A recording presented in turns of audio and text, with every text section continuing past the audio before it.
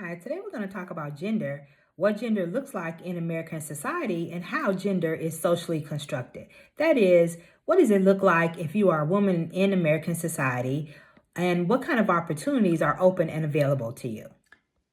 Gender in American society has a whole lot to do with gender roles. Gender roles are expectations regarding proper behavior, attitudes, and activities of what it means for men and what it looks like for women.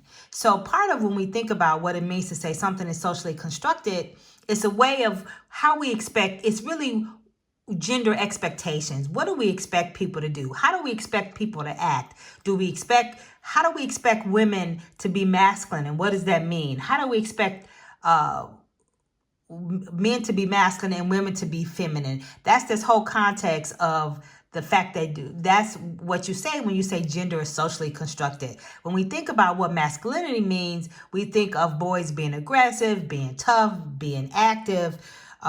We see girls being feminine, being soft, being emotional, being submissive. These are traditional gender roles. And these are the roles that we've very much been socialized into in society.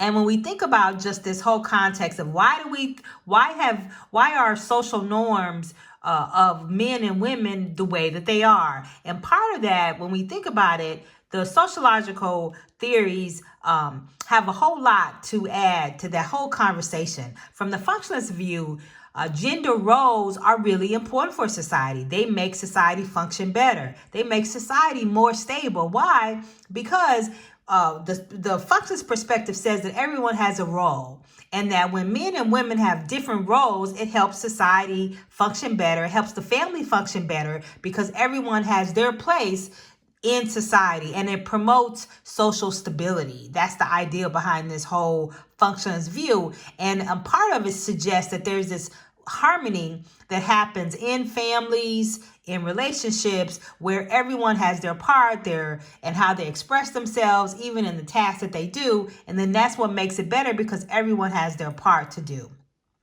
The conflict perspective, and again, the functions approach really also looks at the fact that men and women have different roles. In essence, they also have different roles, but those different roles also add up to varying amount of power.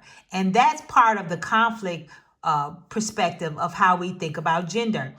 The conflict perspective of gender looks at the relationship between men and women and how men and women have unequal access to power in American society and in other societies. Gender is one way that women are stratified in most societies, meaning that they have less access to power and resources because of their gender.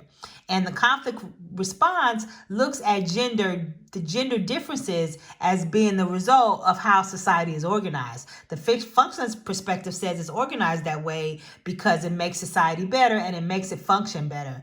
The interactionist approach, on the other hand, looks at how gender plays out in everyday relationships. And the context is, how do we do gender?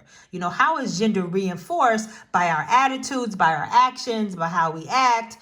That's part of just this whole context of understanding just the interactions between men and women. And you may have heard the saying, men are from Mars, women are from Venus. That's this whole idea that men and women communicate very differently, and those differences in how they communicate and how they interact with each other is what defines some of those gender differences.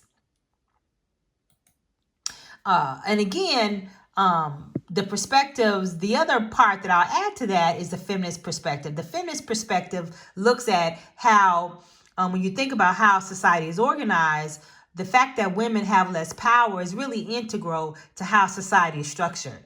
And so that social structure is why women are unequal in societies, in American society, but also in other societies, because society is set up that way, and it helps that society function better, but it also is part of how that society is structured.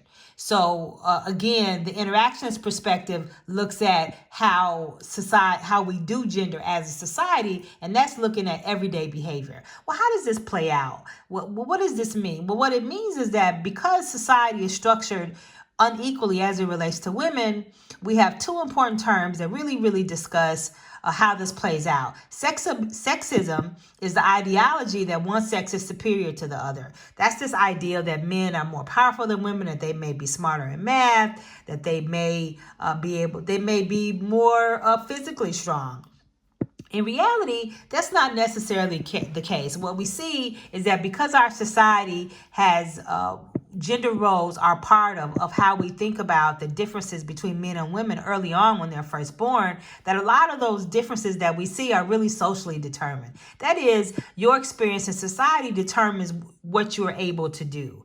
You know, if you were brought up in a organization where you learn how to fight early on as a girl, you will be just as strong as a male. And, you know, there are many instances where there are some men that are not very strong at all. And what a lot of biologists say is that it goes across the board, that there are enough differences in the two groups. There's similarities in the two groups that you can't just define some of those differences that you see as just being biological. Institutional discrimination is a term that looks at opportunities that are being denied as a result of how society is organized and set up. And that has to do with that's the conflict. That would be the institutional discrimination would be an example of the conflict perspective, which suggests that society is organized in a way that people have different access to power and resources. And if you look at what that looks like for women, the way institutions are organized, you never see women in high positions of power. You never really see women as CEOs. We've never seen a woman as a president. We now have a woman vice president-elect. Kamala Harris will be our first woman, but this has been since the country was first determined to be a country in 1776. This has been a long time coming. So there's a lot of institutional discrimination that still exists in our society that women have had to fight through barriers to get there. So when we think about just even worldwide what that looks like, women are denied equal pay. They're sexually harassed at work. They're dismissed from their jobs because of pregnancy. Women suffer everywhere from in second-class status. And this, again, is what it looks like in the world as it relates to why women have less power in the world. And the world is set up that way. And it's really unfortunate because gender bias limits women's opportunities for employment outside the home, and it forces them to carry a disproportionate burden in their home when they get home. What we see in terms of the labor force, women's labor force participation increased through the 20th century. However, even though it's increased, there's always been a glass ceiling. And that's what we see. Glass ceiling is just a term which discusses the invisible barrier that blocks promotion of a qualified individual because of their gender, race, or ethnicity. And what we see is that women have reached a glass ceiling in a lot of positions in American society, as well as in other countries. And so what this means is that inequality is still very much so part of how our society is organized. And another way of also thinking about how that inequality plays out is in compensation. When you look at jobs, women get paid less than men. Even in jobs that are traditional women jobs, men still get paid more. And that's and the disparity in pay is not really explained by their career choices. So even men nurses get paid more than women nurses. And nursing is a traditional woman's job. So what you see is that some of the consequences of women's employment is that women face challenges juggling work and family. And then the second shift is a term which really describes what happens. Women go out and work. In today's society, women have to work just like men, and they do. But the second shift is that when women work outside the home, they have to come home and also do housework.